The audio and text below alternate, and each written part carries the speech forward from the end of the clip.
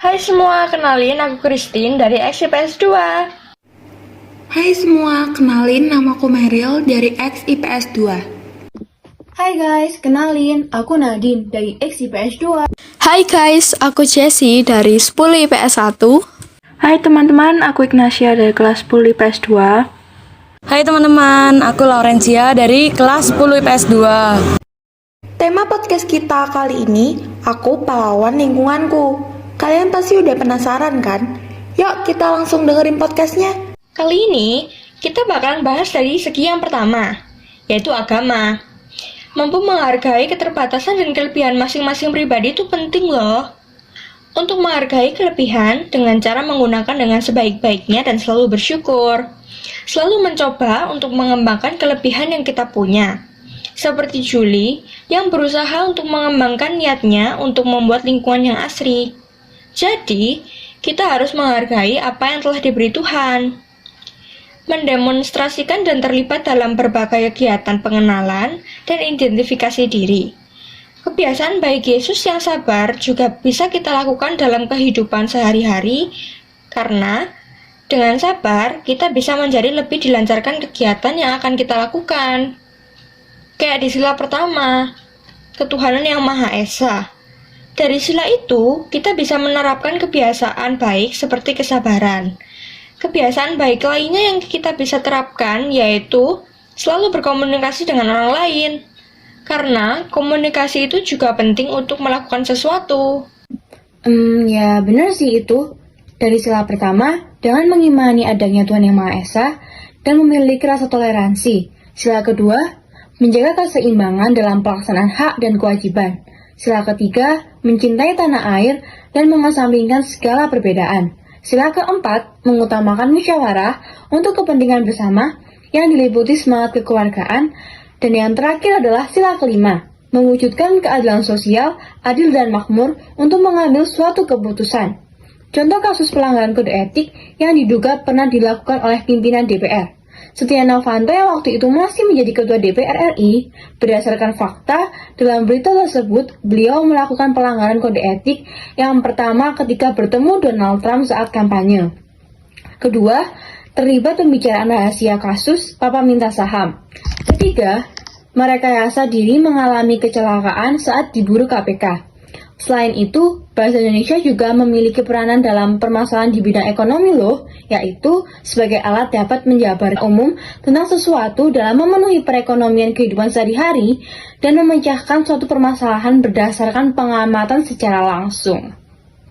Dalam kehidupan, tentunya kita semua butuh mempelajari ilmu ekonomi. Ekonomi adalah ilmu sosial yang mempelajari perilaku manusia dalam pengelolaan sumber daya yang terbatas dan menyalurkannya ke dalam berbagai individu atau kelompok yang ada dalam suatu masyarakat. Tentunya ilmu ekonomi ada manfaatnya. Nah, banyak nih manfaatnya. Antara lain, memberikan masukan untuk pengambilan keputusan terhadap tindakan ekonomi, lalu membantu dalam memahami pola perilaku ekonomi masyarakat, membantu pengambilan keputusan dalam prioritas kebutuhan yang ingin dipenuhi, membantu memberikan pengertian pada potensi dan keterbatasan suatu kebijaksanaan ekonomi. Tindakan ekonomi terdiri atas dua aspek.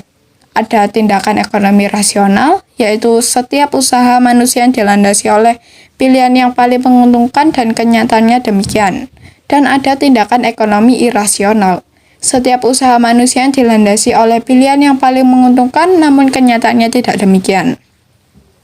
Nah, dalam memenuhi ekonomi dalam kehidupan sehari-hari, kita memerlukan bantuan orang lain. Kita bisa melakukan itu dengan interaksi sosial. Sekarang kita masuk nih ke aspek sosiologi. Kita adalah makhluk sosial. Makhluk sosial adalah makhluk yang berhubungan secara timbal balik dengan manusia lain. Sikap sosial adalah sikap yang menentukan cara individu untuk menghadapi individu lainnya dalam masyarakat terhadap objek-objek sosial yang ada. Sikap sosial yaitu menunjukkan perilaku jujur, disiplin, tanggung jawab, peduli, dan toleransi. Peneliti sosiologi harus bersikap dan berpikir kritis karena penelitian ini mencakup masyarakat. Jika peneliti tidak berpikir luas, maka akan terjadinya perbedaan dalam menganalisa. Contoh perilaku sosial di masyarakat itu salah satunya ada gotong royong. Gotong royong sendiri pasti tidak lepas dari beraktivitas dalam membantu sama lain, sama seperti olahraga. Nah, olahraga sendiri pasti bersangkutan dengan permainan bola basket, bener nggak sih, Ril? Bener banget, Jessie. Olahraga itu bersangkutan dengan permainan bola basket. Dan juga sama seperti gotong royong yang melakukan aktivitas tuh. Kayak aktivitas dalam permainan bola basket dalam teknik melempar bola seperti chest pass, head pass, band pass, operan pantulan, operan samping, menembak sasaran akhir setiap bermain. Olahraga pasti banyak bergerak ya kan? Nah, sama seperti arsitektur, juga bersangkutan dengan aktivitas manusia sehari-hari. Contohnya karya seni gerabah, busana batik. Itu juga merupakan pengertian karya seni rupa yang dapat digunakan untuk mendukung aktivitas manusia sehari-hari. Contohnya yaitu yang tadi guys. Seni rupa juga mempunyai dua jenis dimensi, yaitu karya seni rupa 2 dimensi seperti lukisan dan karya seni rupa 3 dimensi seperti patung. Nah, patung itu sendiri pasti ada di lingkungan sekitar kita kan? Pasti di negara kalian juga terdapat patung, atau mungkin di kota kalian kan? Seperti Inggris nih, bener gak sih teman-teman? Jadi kita harus bisa mengenal dunia luar lebih lagi guys. Nah, buat mengenal dunia luar lebih lagi, kita harus mempresentasikan keberadaan diri, lingkungan sekitar, dan negara. By presenting our existence, we must be able to adapt to the surrounding environment and the country we live in by getting to know each other. Nah, kalau meminta informasi tentang keberadaan orang lain dan lingkungan sekitar, we can get to know the external environment more deeply. We must be able to find information about the existence of other people and the surrounding environment. For example, you should be able to communicate with new people or people you don't know.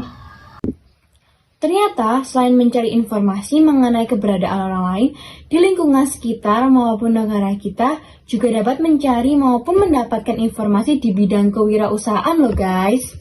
Nah iya, ngomong-ngomong keurusan ini ada yang namanya kegagalan dan keberhasilan loh. Seperti yang kita tahu, kalau itu pasti kadang naik dan kadang turun seperti roda yang berputar.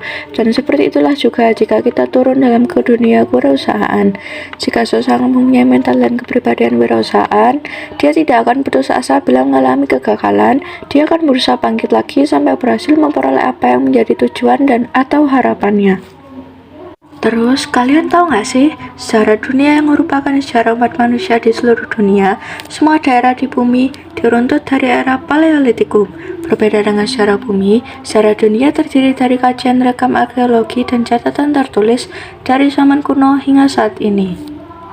Nah, sekarang kalian bisa nggak sih cara menyapa, berpamitan, berterima kasih, dan meminta maaf dalam bahasa Mandarin? Karena ini adalah percakapan dasar yang biasanya digunakan dalam sehari-hari atau ketika kita bertemu dengan orang asing di jalan loh. Nah, ini dia caranya buat kalian yang mungkin belum tahu gimana sih cara komunikasi dasar dalam bahasa Mandarin. Bener banget Korin. Mandarin juga pasti sudah dari zaman kuno nih bahasanya. Nah, cara menyapa dalam bahasa Mandarin, ni hao. Berpamitan, zaijian. Terima kasih, xie. Meminta maaf, due bu shi. Ya, tadi kita sudah bahas bagaimana cara berkomunikasi dalam Mandarin. Sekarang saya akan segi geografi. Tentunya kita akan kaget apabila melihat perubahan arsitektur maupun suasana yang jauh berbeda dengan awalnya. Maka dari itu, kita harus tetap menjaga lingkungan sekitar kita agar tetap asri dengan cara menanam tumbuh-tumbuhan dan juga menjaga lingkungan sekitar kita tetap terawat dan juga tidak merusak lingkungan sekitar kita. Sekarang dari sisi sejarah Indonesia, siapa sih yang tidak mengetahui sejarah Indonesia itu bagaimana? Nah, di sini saya akan membahas peristiwa yang sejarah di Indonesia yang dimana sempat terjadi penculikan Soekarno dan Muhammad Hatta ke Rengas Dengklok karena terjadi bentrokan antara golongan tua dan juga golongan muda yang dimana dalam mempermasalahkan kemerdekaan Indonesia. Dan juga ada gedung sate. Siapa sih yang tidak kenal bangunan yang memiliki ciri khas 6 tusuk sate itu? Ada juga peristiwa Bandung Lautan Api yang dilakukan karena Warga Bandung kesal terhadap Belanda dan sengaja membakar bangunan-bangunan dan juga rumah mereka sendiri demi memancing sekutu agar datang ke Bandung. Ada juga peristiwa pembacaan naskah proklamasi yang dibacakan oleh Soekarno dan didampingi oleh Muhammad Hatta, yang dimana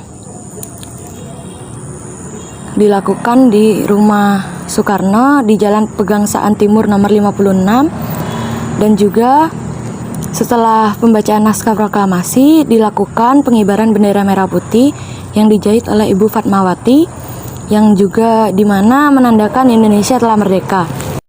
Nah, itu tadi semua penjelasan dari kita. Semoga penjelasan tadi bisa menambah wawasan kalian ya guys. Semoga bisa diterapkan dalam kehidupan sehari-hari. Sekian penjelasan dari kita. Jika ada kata-kata yang kurang mengenakan, kami berkenan meminta maaf yang sebesar-besarnya. Sampai ketemu di podcast yang selanjutnya ya. Bye-bye.